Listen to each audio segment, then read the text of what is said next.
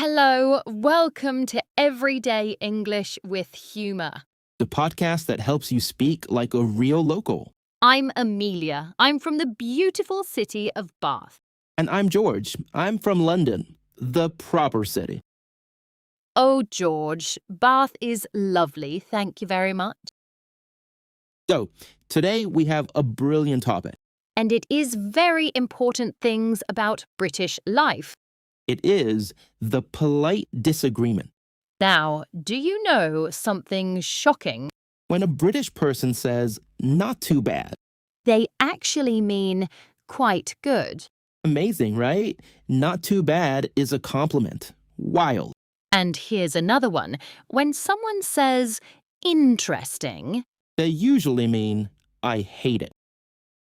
so today you are going to learn how to complain politely. The most British skill there is, honestly. Stay with us. This is going to be very useful. We promise. So, imagine this. It is a cold Tuesday morning. And it is freezing outside. Like really, really cold. You go into a lovely little cafe on the high street. You sit down. You order a hot cup of tea. Perfect. The tea arrives, you pick it up, you take a sip and, well, Oh no, oh no, no. It is stone cold. stone cold on a freezing cold morning. This is a disaster. So, what do you do? Do you just sit there, suffer in silence? That is very British, to be honest. But no, today you are going to say something politely. So, you catch the server's eye, you take a deep breath, and you say, Excuse me, I'm terribly sorry, but my tea is a bit cold. oh, right, sorry about that. I'll get you a fresh one. No worries. Impressed, and that is it. Beautiful, perfect British behavior. Clapping. You complained, you were polite, you got a hot tea, you won. This is the British way, quietly heroic. Okay, so let's look at that story carefully. Right, first phrase, excuse me. This is a very polite way to get someone's attention. It is not rude, it is not aggressive, it is calm and friendly. Next, I'm terribly sorry, but Now, terribly sorry sounds very dramatic, right? like something from a posh film, a monster apology.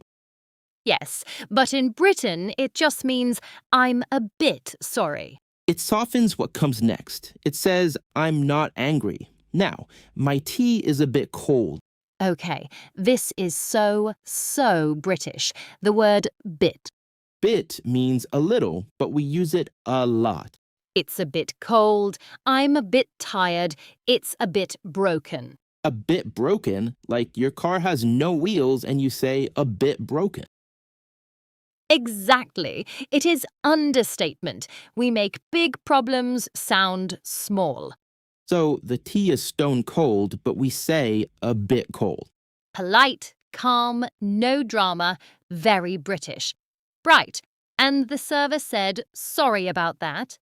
Sorry about that is a very common British response. It is quick, friendly, and it shows they're not upset. Then you replied, no worries, which is amazing. No worries means it's fine, don't stress about it. Grinning, you complained and you made the server feel okay. Hero. That is the goal. Everyone is happy, tea is hot, life is good. Right, let's talk about adjectives. These are describing words. Example, cold is an adjective. Hot is an adjective. But British people love to add little words before them. Building a list. So we have cold and then we have a bit cold. Or quite cold, or rather cold, or stone cold. Amazing. Stone cold is amazing. It means very, very cold, like ice. So the adjective is the same, but the word before changes everything. A bit means not very much. Quite means more. Stone means a lot. And a bit cold means just slightly cold. maybe a little. In Britain, we almost never say the big dramatic version. We say the small, polite version, always. It is just our way.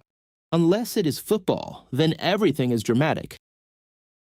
Okay, now for one of my favorite things, negative word. Oh yes, this is where English gets sneaky, very sneaky. So, a negative word makes something not positive. Good, that's positive. Not good, that's negative. Easy, right? But here comes the fun part.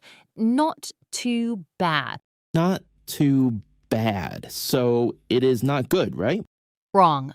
In Britain, not too bad means quite good. Amazing. If someone says, "How are you?" and you say, "Not too bad," That means you are doing well, happy, good, not bad at all. English is so weird. I love it and I hate it. So the double negative, it flips. It becomes a positive. Right, so if someone asks, "How was the film?" And they say, not too bad. Are they happy or unhappy? Well, happy, of course. Not too bad means it was good. Now it is your turn. We will test you now by asking, what would you say? We give you a situation. You speak out loud. Or say it in your head. When you hear this bell sound, it means to think about and then say out loud or in your head your response. You might want to pause at this point to give yourself more time. Situation 1. You are in a coffee shop. The waiter comes to your table and says, "Would you like to see the menu?" What would you say? You could say, yes, please, that would be lovely, thank you. That would be lovely. It's very British, very warm and polite. Situation 2. You ordered a coffee. It arrived cold. You catch the server's eye. They say, is everything okay with your coffee? What would you say? Did you say, "I'm terribly sorry, but it's a bit cold"? Perfect. Polite complaint. No drama. Very British. Well done. Situation 3. The server brings you a fresh hot drink. They say, "Sorry about that. Hope this one is better." What would you say? Did you say, no worries at all, thank you so much? No worries at all is even friendlier than just no worries. Situation 4. A friend asks how your morning was. What would you say? Did you say, "Not too bad, actually. It's warming up nicely"? Not too bad. You used our phrase. You are a hero. Okay, let's hear our little cafe story one more time. Nice and short. Just listen and enjoy. It is cold outside. You are in a cafe. You order tea.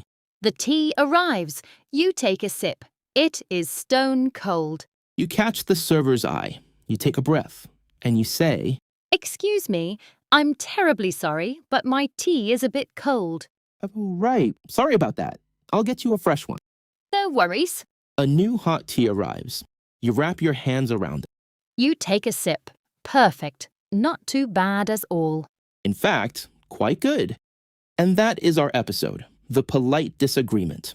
I think it's time to have a lovely cup of hot tea.